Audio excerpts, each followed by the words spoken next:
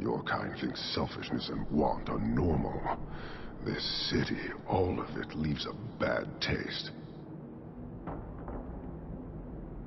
If you despise this place, why haven't you left? Since we arrived, I have seen nothing but greed and weakness. Dwarves, humans, elves, just festering. No order, no goal. You are one of the few I have met with any ability. And yet this too was random, a result of selfishness. I cannot fathom how a mire like this can be justified. You say we should leave, but how can you bear to stay in this chaos? The truth is oft where you find it when you seek it, and usually when you do look for it, it's in the most obscure places at times. I know it's been quite a while since we last spoke. 7 months, maybe 8. But doing a lot of soul searching, and a lot of parenting, and a lot of working. But I figured from time to time it would not be robbery if I poked my head into a door and dropped a short gem here and there. So, without further ado, let's get into it. So I happen to be a fairly prolific video gamer, mostly standalone RPGs, action adventure. And one of my favorite franchises for PC gaming outside of Diablo has always been the Dragon Age franchise, even though this particular one that you saw a clip from has been, of the 3 that's been released thus far, the least popular. But in this game I found a lot of instances where I can find quotes that have some transposition to my thought process. Needless to say, of course, here we are. A lot of people tend to correlate, especially in the recent months of political and social discourse, are starting to heavily propagate this thing called royalty amongst the black community. And while it is not a new topic, in fact, I've been hearing this topic for more than 20 years, it has ever been increasing within the last 18 months. And I have to really speak on it because it's beginning to become outlandish. Let me explain. The idea to speak on the fact that blacks as royalty in previous years and ages past is nothing more, in my honest opinion, at most self-flattery, at its absolute best and worst, a delusion of grandeur. And it's because of this I have a problem. If you look at the state of black affairs in the last year, never mind the last 8 to 10 years, it is a cesspool and a mire. And as you heard in the quote, there is no order and no goal. Of course, our character who is speaking is the Kunari Arashok, the military commander of a nation of people. Needless to say, it was striking for me because when I step back and look at Black America, it is a cesspool. It is a society without order and without goal. And yet to stand in such filth and mire, to declare oneself ancestrally, if at that, to be of royal stock, it is absolutely laughable.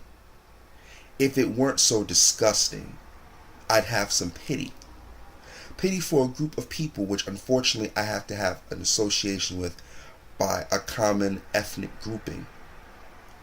That you would stand by and declare all these things, and yet it has not for any purpose or reason given you the tool set to change your current circumstances. Naturally, of course, many of us who have had discussions oft disagree, and some have gone so far as to, because I have challenged their viewpoints in these months of quiet, at least here on this particular branch of social media, to block and ban because they don't wish to engage with the unfortunate and ugly truth. It is something that is a distraction. I do not understand why people seem to believe to declare that because we were kings and queens, all of a sudden that builds self-esteem, it builds character, it builds skill sets that undermine this quote-unquote underclass system that is largely self-imposed. Here's my thing. In all of it, you're standing around saying that kings and queens is trying to build something and you're taking the loci of control, that is to say, things that can be contained, manipulated, and rather than taking it from an inward perspective, by embracing this narrative of we were kings and queens, you excuse every failing and every action that you have taken. For example, I am not where I wish to be in life. And this is true. Really, it is true. I could blame people I have fallen under their leadership. I could blame my parents. I could blame my wife.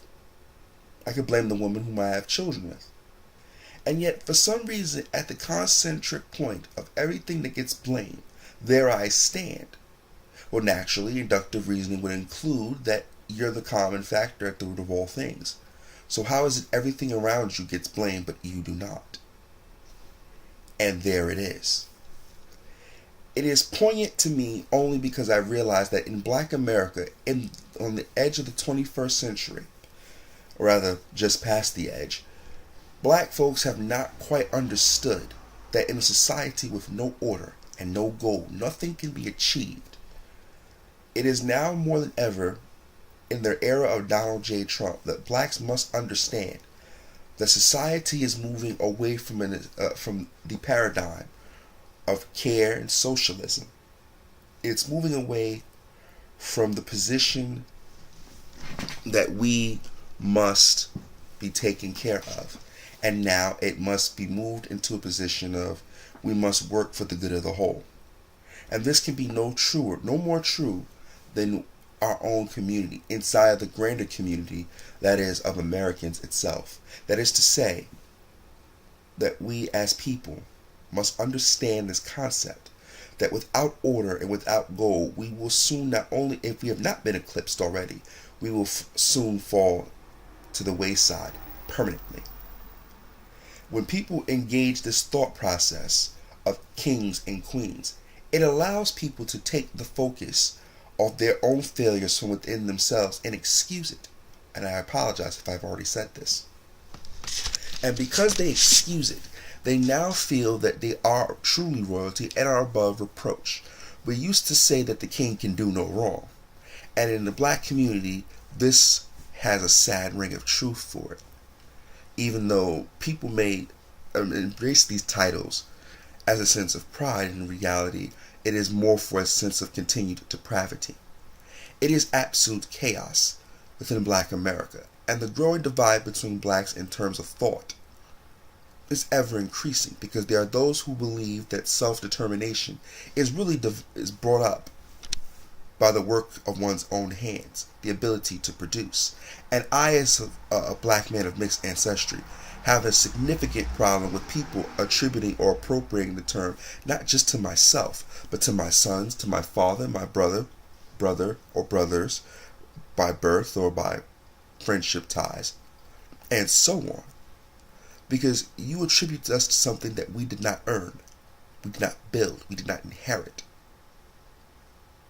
I have no qualm with saying that I am a son of a slave. Because in perspective, I realized that the order, the goal, the strength, the blood, sweat, and tears that were shed and put upon my forefathers is something to take pride in, because it shows progress. It shows movement towards the order, towards the goal. And the end result would be my success here in the 21st century. Maybe, just maybe, if we step back from this point of view, maybe, just maybe, we could honestly have a serious discussion about what it is we mean to do. But first we must cast aside those terms which are nothing more than flattery, is nothing more than empty words honeyed from silver tongues that seek to hide the knife in their left hand while they present in their right hand a small token of affection. In closing, if people truly wish to believe themselves being royalty, that is their right, and I have no right to take that from them.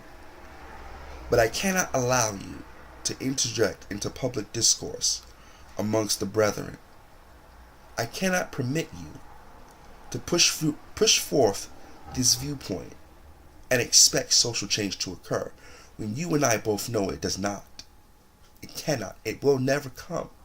It has been 20 years that we've been saying these things. We've been saying these things long before I was even an itch in my father's pants. And yet, for all the things that have been said about black history and black royalty, it has not produced a single job. It has not restored one family. It has not even built self-esteem properly at that. If we are at all to become a society unified in purpose and in mind and in goal, while we may not need to be monolithic thinkers, even though ironically that's exactly what we are for the most part, if we need not have this sameness of thought, how can you expect people to have the sameness of purpose when clearly we can't even agree on what that purpose is? Some people believe, of course, that we, being kings and queens, must reclaim that heritage. And in some way, they're right. But people like me believe that we must first reclaim our purpose. And to know that purpose, you need not believe in what was, but only to believe in what is and will be.